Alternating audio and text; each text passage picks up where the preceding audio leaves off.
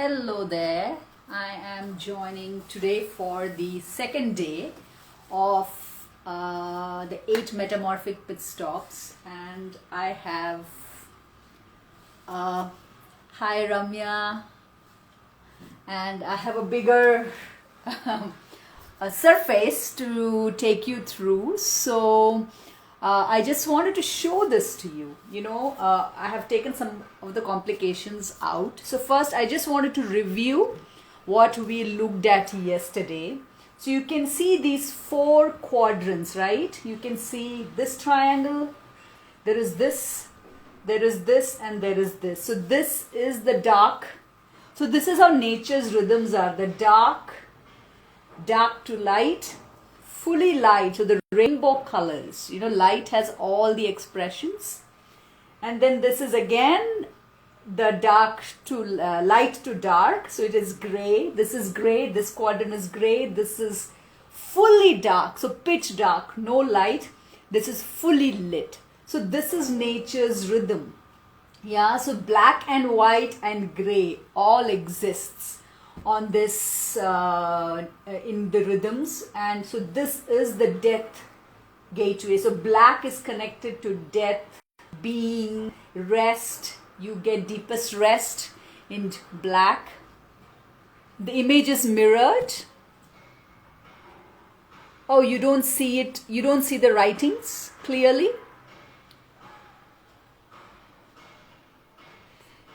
Okay, let us see.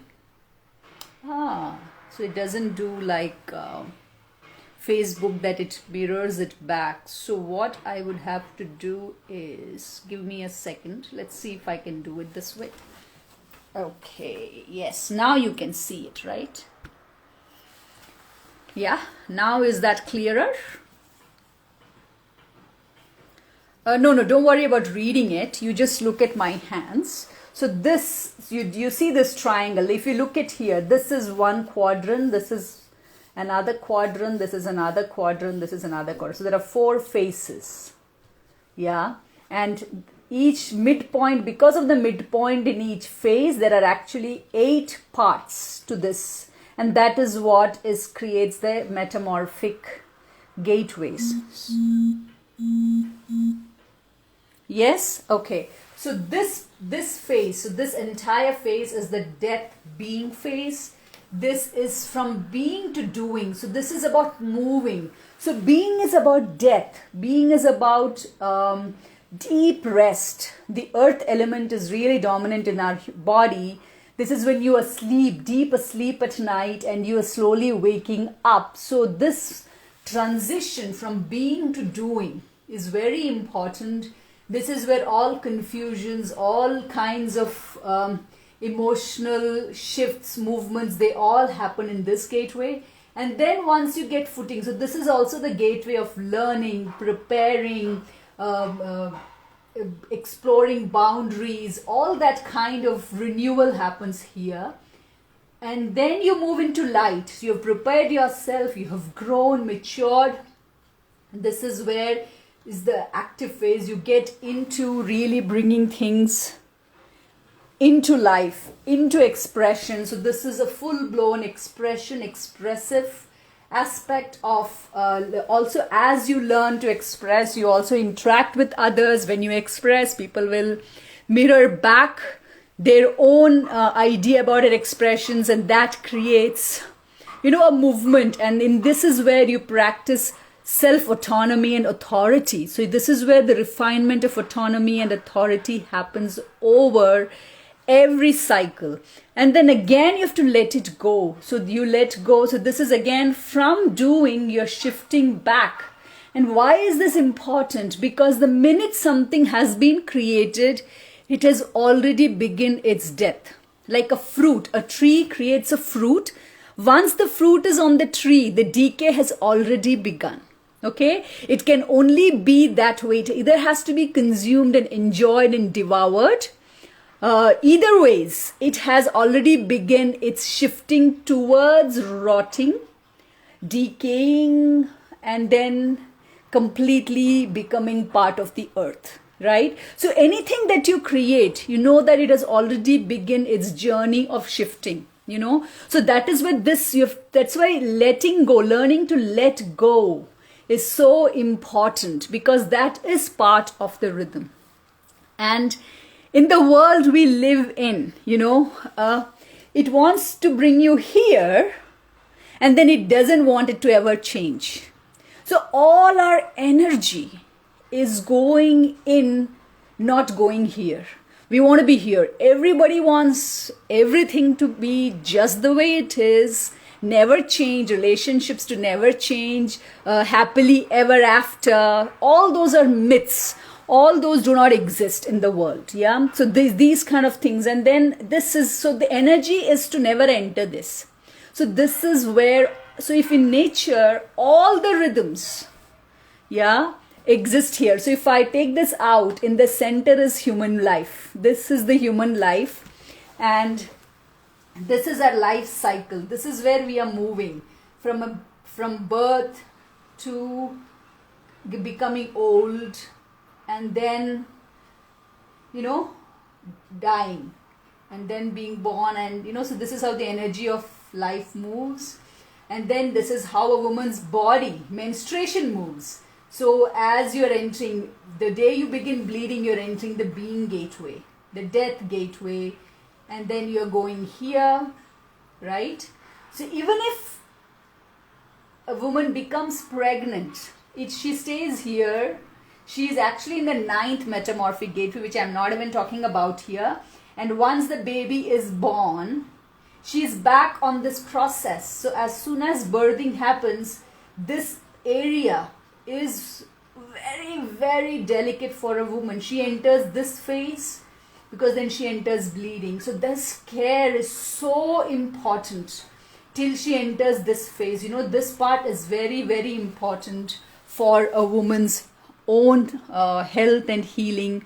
And many times she doesn't have any support. And then because that's how once breastfeeding is done, all that is done, and when she comes back into bleeding she's back on the rhythm. Yeah, after pregnancy, that's what I'm saying.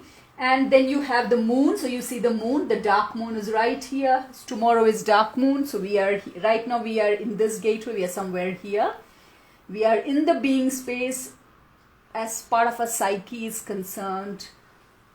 Moon, then this is the crescent moon. So the light is increasing, full moon, light is decreasing, dark moon. Yeah. Similarly in the day, midnight, peak of darkness, 3 a.m. superconscious gateway, dawn, light has almost come. And then this is 3 p.m. again. This is called Dopahar in Hindi. Second Pahar, the second light phase, you know, the dark phase. So this is the light phase. This is Dopahar, the second phase, when light dips and sun is setting. So this, you know, so this is, then you have the seasons. So this is the rhythm. This is happening all the time. And I kind of opened this yesterday. And is there any question that anyone has? Because today I wanted to show you how the rituals in India are mapped on it. And tomorrow we can look at how to navigate this. How do I create? So I'm going to just, for a moment, take this out. I posted an image today, which I call the navigational compass, so I'm going to take all of this out, and I'm just going to keep the ear. Even the midnight, 3 a.m., I'm going to take all of this out.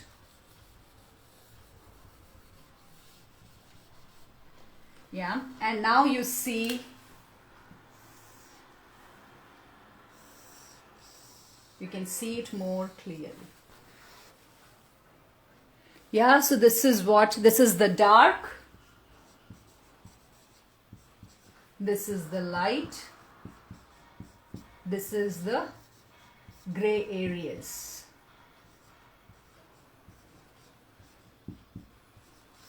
So dark and light doesn't bring confusion. The gray areas in our life are gateways of a lot of inner work, transformation, finding our footing, feeling ungrounded, here and there, all of that. So here now I wanted to show you our year. So this is a Gregorian calendar. If you look at it, 1st of Jan begins here. Then you have February begins here, March, April, May, June, July, August, September, October, November. Yeah, is that seen? Can you all see that? I'm assuming you can. If you write it, because now I have to come behind the camera to check if you are typing something. So, yeah, so this is, and in India, we use a lunisolar calendar to navigate life. So it is not just a solar calendar, and even our solar calendar is not a Gregorian calendar. So this that you see, this January, February, March, the way all the work culture, everything moves is called the Gregorian calendar, right? But in the most indigenous, in India especially, parts of India, they have their own regional calendars to navigate the sun and the moon. So the month forms in a very different way. So our months in India are based on the sun moving through the zodiacs. And the zodiac, when you say Aries or Taurus or Capricorn, they are constellations in the sky. They can literally, if you have a star tracker, go up and point it into the sky, and you will see these constellations mapped on the sky in our galaxy, and it is absolutely fascinating to see that. So usually in the middle of each month, Gregorian month, is when the transition into a new month happens. Like in the middle of April is when the first zodiac happens, when sun moves into Aries. Okay, so sun moves into Aries, and so I've also written the planet. So it's Mars. So it is towards the end. Mars is what gives you the ability to effort, bravery, valor. All of that is connected to Mars and Aries. Beginning, competition, challenge, this vigor for life, the zest to protect life, about boundaries, all of that is the Mars. So that is where our new year actually begins in India, is here. So middle of April to middle of May. So this is one way. This is the solar seasons of India. So this is Aries, this is Taurus, then we have Gemini, then we have Cancer, Leo, Virgo, Libra, Scorpio. So Scorpio is the death house. It is the second Mars planet, and Scorpio brings depth and darkness. So you can see how we are entering the death cycle through Scorpio. Then you have the peak of December. This is when, in the middle of December is when Jupiter, the wisdom planet, or Sagittarius starts happening, the month of Sagittarius. We are right now in Sagittarius, Dhanuma, Dhanu Rashi, and then we are then entering into Saturn. So Saturn rules this gateway. This is the most infinity to 8, right? I said that yesterday. Infinity to infinity. Actually, you can even say that this is that gateway, and on either side, it is ruled by Saturn, yes, as Capricorn and Aquarius. So on 14th, so tomorrow is the last day of Sagittarius month, and then here, right, in the Indian way, and this is where Sun enters Capricorn, in this part. That is on 14th of January. That is Makara Shankranti. And that is when, so from here, Makara Shankranti, and if you go down here, you will have Karka Shankranti, Tropic of Cancer. So this opens up the light cycle. It is called as Uttarayan. Yeah, so you are literally transitioning. Light is going to grow on earth. So there are all the festivities are about thank you, gratitude. Oh my God, thank God this warmth returns back. Tomorrow night in many parts of north where there are cold winters, Lori is celebrated, and from here begins Dakshinayan. When sun enters, when sun enters here, Tropic of Cancer, we have Dakshinayan or dark cycle. Yeah, so we enter the dark cycle through Cancer, and Cancer is ruled by the moon or the mother. Or home or emotions. So this is our journey into home. So, home, mother related, womb related, rest related, all those kind of gateways open up. So a lot of emotional. So the month of Cancer is a very powerful month. That is when rain comes. So, and then you have the Uttarayan and the Dakshinayan. And around here, when Aquarius, when we shift here, so one way of month is the solar months, and then there is also the lunar month. So many people in India follow a fully lunar calendar. So their month is based on the moon. Yeah, so there is the Amavasya and based on the dark moon and full moon. So the month could either be right after full moon to the first waning to full moon is 1 month, and that is where the months open up. So they do not follow the solar month. And similarly, month is based on the day waxing moon all the way to dark moon. So these are different calendars that people in India follow. It's absolutely fascinating how different calendars have come into existence. And in some way, everybody uses the sun and the moon. So this is, so Pisces is again right here, the peak of this again Pisces. So the dark moon, the 13th and 14th waning. So Shivaratri comes here. And what is Shivaratri? Shivaratri, as you can see, we are ascending into light and into the season of spring. And Shivaratri marks, you will notice that with Shivaratri, winter disappears completely. Though Shankranti, the light cycle opens, but you will still feel the coolness, strong winds. But the minute Shivaratri happens, very next day, warmth, you just feel a shift in everything. Yeah, and Shivaratri comes every month. Every month there is Shivaratri. The 13th night, waning night, is Shivaratri. But this particular Shivaratri is called as Mahashivaratri. Hi Preeti. It's called Mahashivaratri. And what does Shivaratri mean? So what's happening here? After deep dark, the being is entering into doing. So Shakti is this, and this is the being space, right? So here what happens is the being comes, so Shivaratri means the being actually kisses all of matter. All of life is kissed for fertility, for creativity, so the life can continue. So Shivaratri marks the renewal of life and the beginning of life back again on planet Earth. It is a ritual gateway which is very powerful, where you say that, where it is a reminder that as I enter into the doing cycle, may I not forget that which is behind all the things that I see, and that is consciousness, that is Shiva, that is space, that is the truth of all matter. Whether I create or not, it came from it and it is going to go to it. And that is the reminder, of the truth, so that I do not forget it. Yeah. And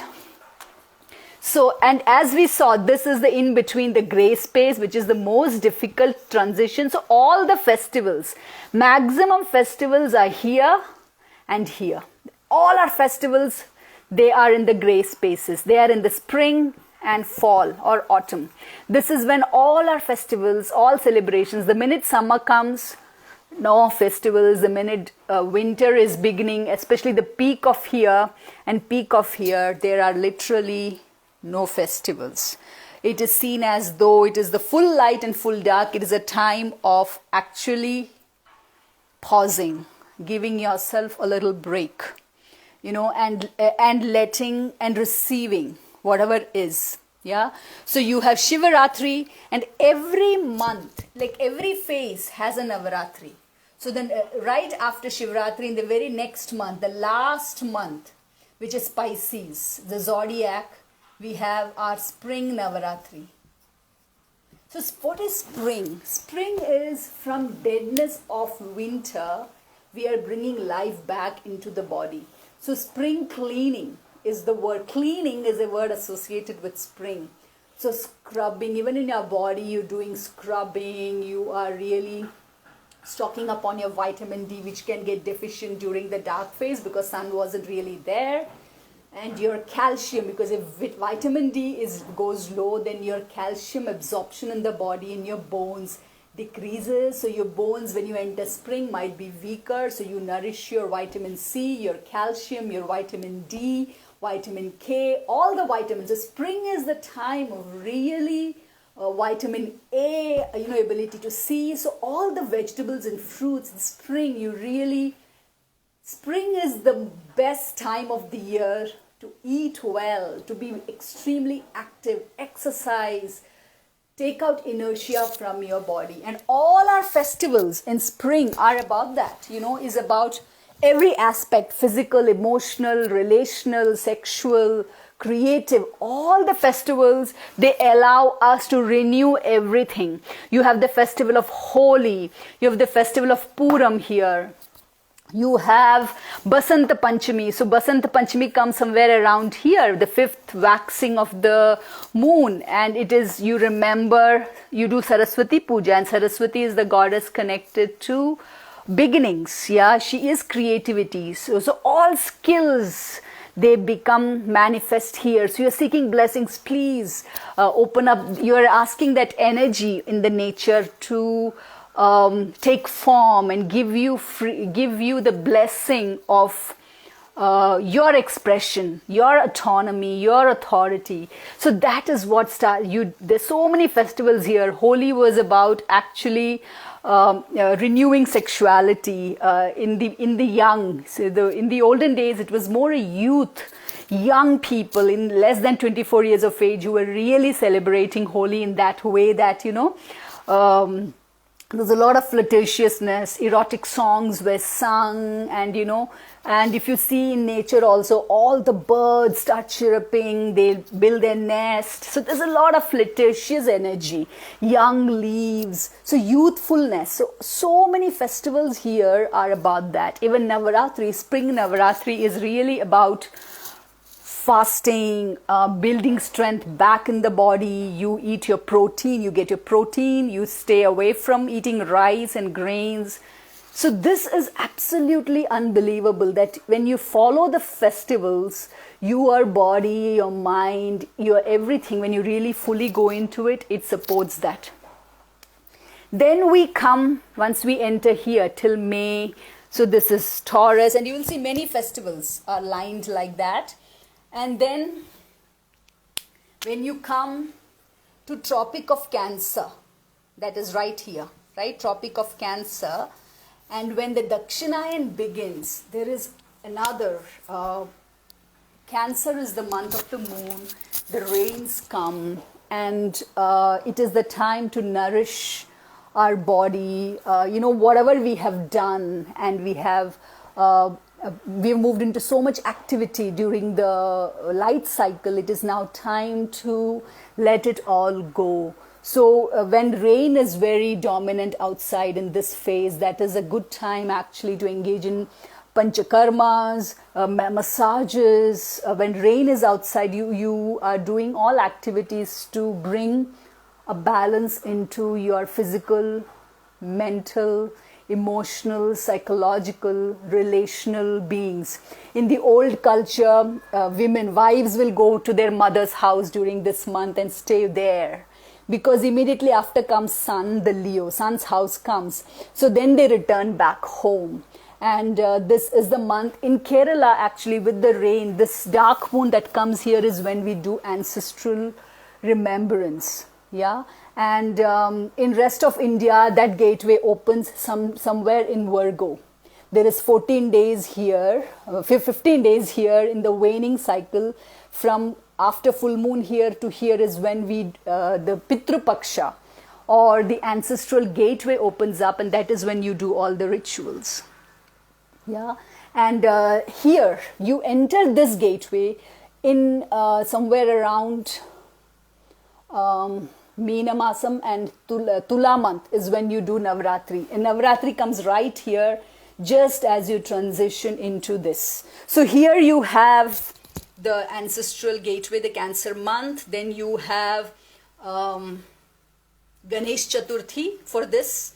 For entering into fall, you have Ganesh Chaturthi. You seek blessings from Ganesha, who is the master or the intelligence, the buddhi behind all of matter, and it protects the intelligence of all of matter. So you do Ganesh Chaturthi to for protection of your own intelligence and buddhi, because this is the time when buddhi bhrasht happens. Destruction of your intelligence or the veil on your intelligence can get really strong in this phase, because it is all of the past comes looming up, and it starts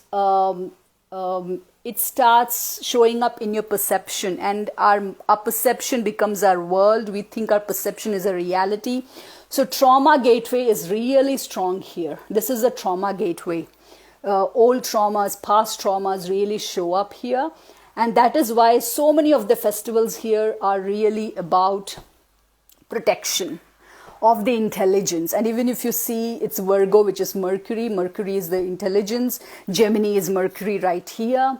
And Venus is about the body. There's one Venus here and there is one Venus right here, which is connected to. So Venus is connected to the semen and the egg in the body. All our reproduction is the planet ruled by Venus.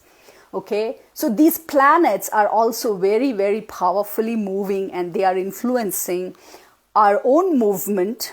And that's why these rituals are so key in us really showing up. And then here is where, like, you have Basant Panchami here, you have Nag Panchami right here. You have fifth, Panchami means fifth. So fifth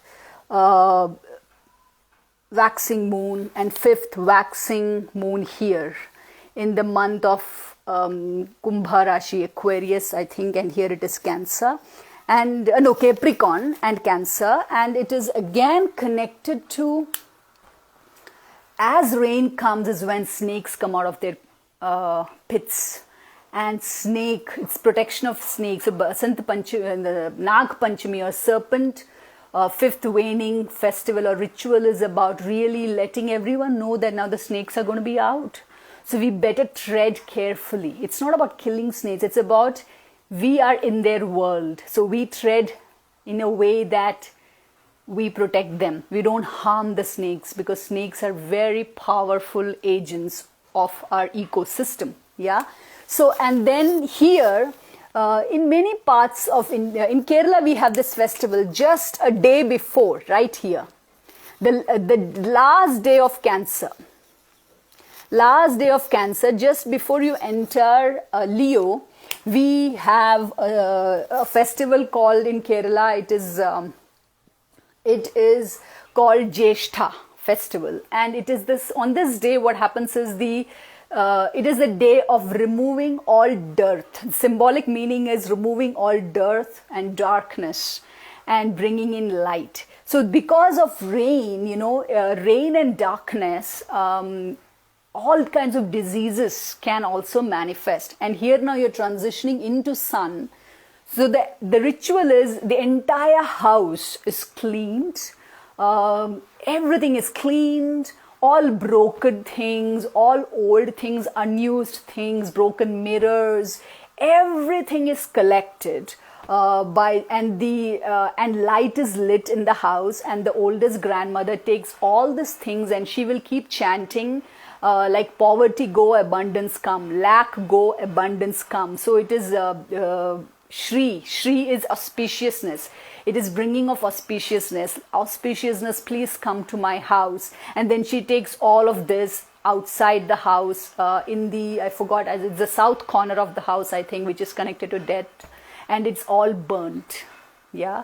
And then some sweet is made and some dishes are made and everybody celebrates. Yeah. So these, in the north also we have Akshay Tritiya, which is actually very similar to that particular ritual of buying something auspicious, bringing Lakshmi into your house as we are entering the death cycle, and the reminder that auspicious has not left us, you know. So you bring that auspiciousness, and this is all about letting go. And so here, you know, this gateway. So your Diwali is the dark moon right here. And then for the next 1 month, from here to here, is the month of, it's called Kartika, when every day of your life, in South especially, we light lamps outside the door. This is when we are reaching the peak of the feminine cycle, and there are 2 different ways that people look at it. Some feel that the ancestors are visiting. This is very similar to the Day of the Dead, and that how people do light lanterns and lamps. We do that too in India. We light lamps at our door, and for that whole month. And it is either ancestors, and for many think that the goddess comes home. So they would make footmarks of the goddess and take her into different rooms of the house, so that, you know, she comes and blesses. So you put the light outside the house to say that please come to my house. And there is this, here is where the Pitru gateway opens up, the ancestral gateway. So if you see, I mean, every single festival is so powerfully mapped, every ritual, and with each, give me a second. Okay. Oops, sorry. Okay. And with each of these rituals, we have different way of eating. What we cook, the combination of food we cook, you know, and what we cannot cook, yeah, and what we do not do. And these are very powerful aspects, you know, and the elders, they created it not as a rule of you should not do it. They did it so that know that this is a gateway, and when you venture here, you open up things which, if you're not ready, then it can be devastating, you know. In today's world, you know, we are like, I can do anything. We are in that attitude, yeah. Feminism has kind of become like women can do whatever men can do. Any human can do whatever they can do, but is that why you are here? Why are you here?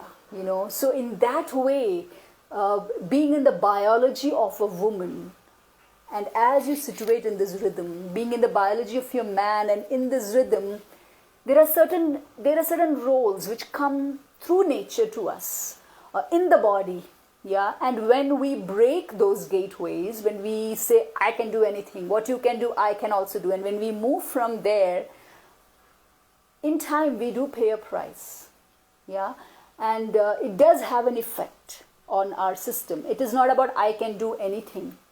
Well, you can do anything, but then you also have to receive what that comes your way. Many times we do it just to make a point. So in our old culture, you know, some of the things where all the taboos that existed. For example, you know, I grew up being told that at dusk time, when sun is just setting, that time You don't do gossip. You don't talk ill about anybody. You don't sweep. You don't cut your nails. You don't cut your hair. Yeah. And same in the waning cycle of the moon or the waning seasonal cycle. You don't do that kind of activity. And there was a reason for that, because all these energy, your nails are very alive. You don't realize that. Our nails, your health is determined by your nails. If your nails are healthy, then something in your body is healthy. But if your nails are brittle or they're cracking, they don't grow.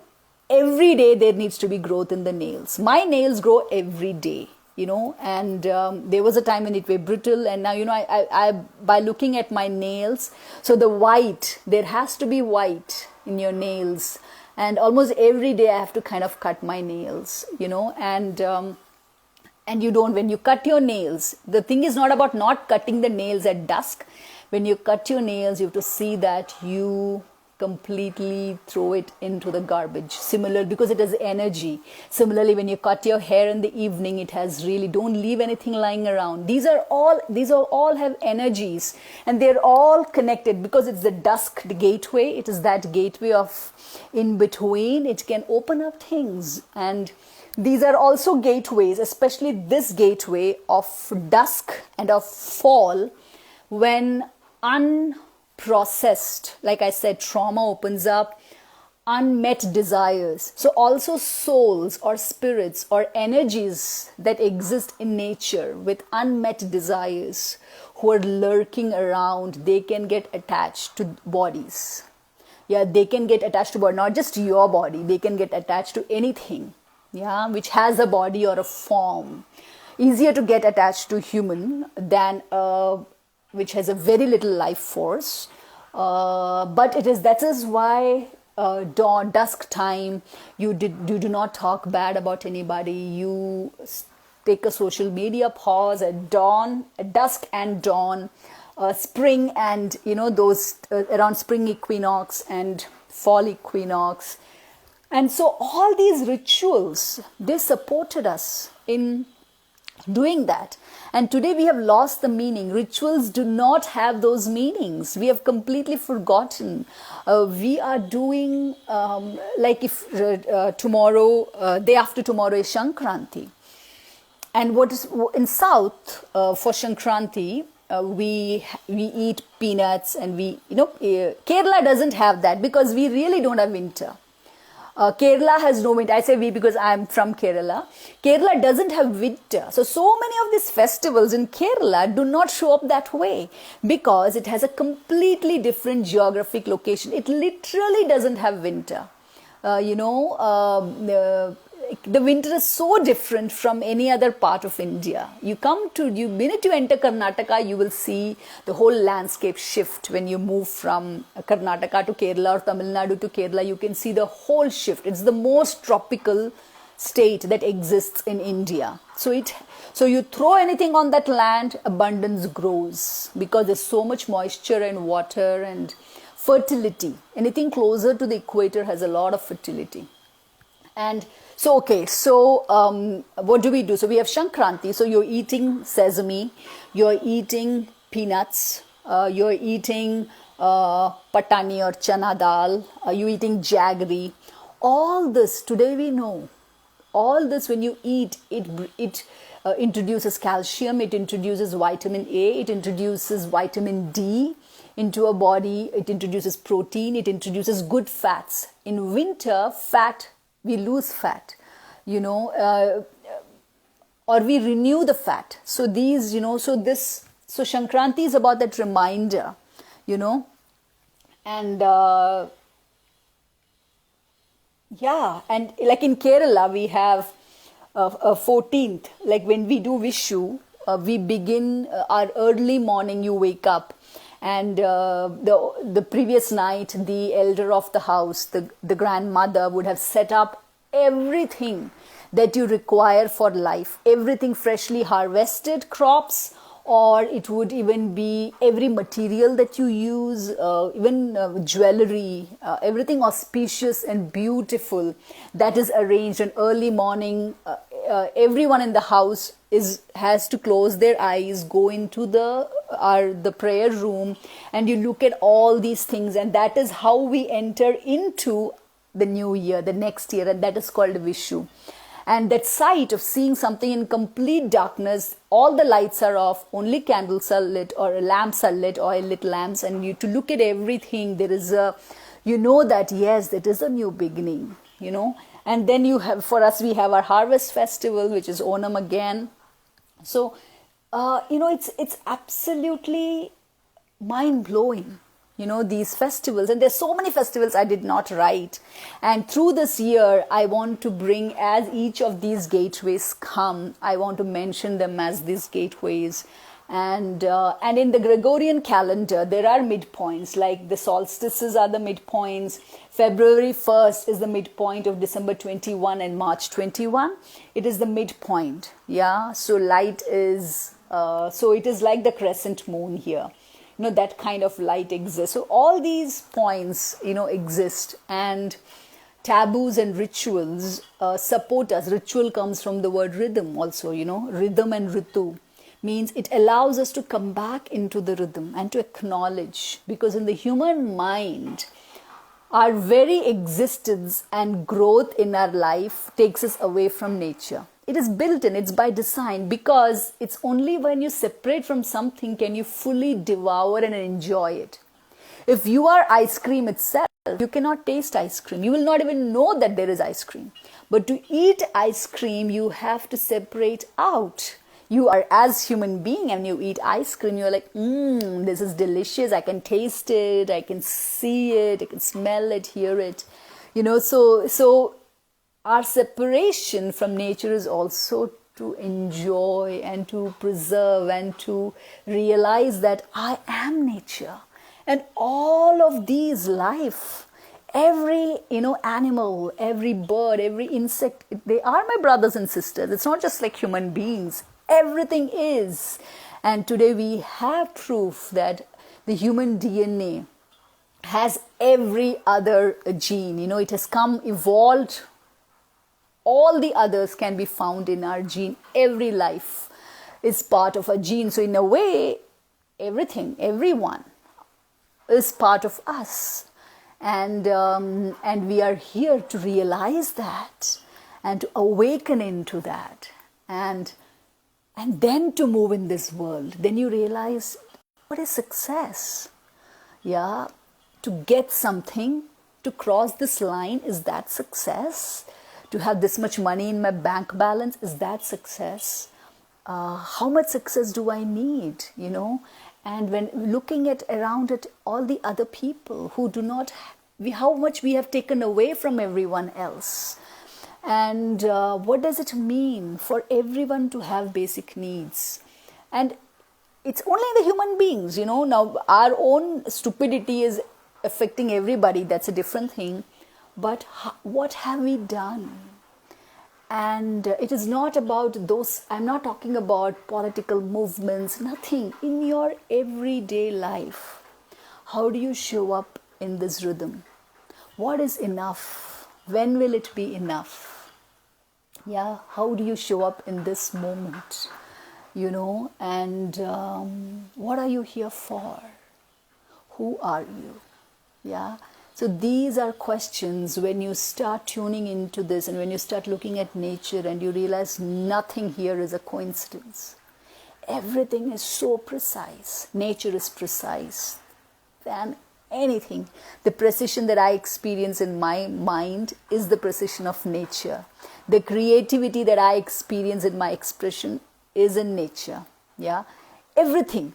Nature owns all the patents in this world. Yeah, and while we work, while we do in our world and give our name, we also have to know that it is not mine and it will be taken away from me at any time. And it's okay. It didn't belong to me in the first place. Yeah, and I didn't belong to me in the first place. This body didn't belong to me in the first place. Yeah, it belongs to nature. And I think this is where that starts showing up, and that is what I would like to invite you tomorrow into. How do I walk this path? How do I walk, nature in my life? How do I walk the dark gray, light gray, dark gray, light gray rhythm? How do I walk death, life rhythm in my life? How do I recognize it? How do I show up in it? How do I make room for it? How do I make room for what is growing and what is receding, what is decaying, and can I let it go? How do where is my faith and what do I rest my faith on? Where is God here? Where is right and wrong here? Where is good and evil here? Does that exist? What is that? Where is that standing here? And what does that mean when I look at it that way? How do I come back on that rhythm? How do I support that one to come back on the rhythm? That which I think is wrong or evil. So all these things, the world opens up in a different way, and we will explore tomorrow briefly how the elements play a part in all of this, and how do I show up in this world, and how do I show up? How do I walk Ritu? How do I walk nature? How do I live nature? So that's where today's session is concluding, and I have posted an image today which I call it the Women's Inner Navigation System. I invite you to really look at that. You can save it on your computers or your phones and look at the interconnections on it. It has the red dots marking the metamorphic pit stops. And and start exploring rituals in your own culture, what your mother and grandmothers have been saying, and maybe you are saying, I don't care, this doesn't make any sense. Now what happens when you start looking at taboos, menstruation taboos? What do they really mean? Where do they sit, and what are they protecting you from? Or what are they bringing awareness about? Temples, sacred groves, all these things, it's time that we start going back into the old meanings and the meanings that I can find in my body, and heal myself. So many blessings, and may this journey continue, and may our paths cross on this journey. Blessed be.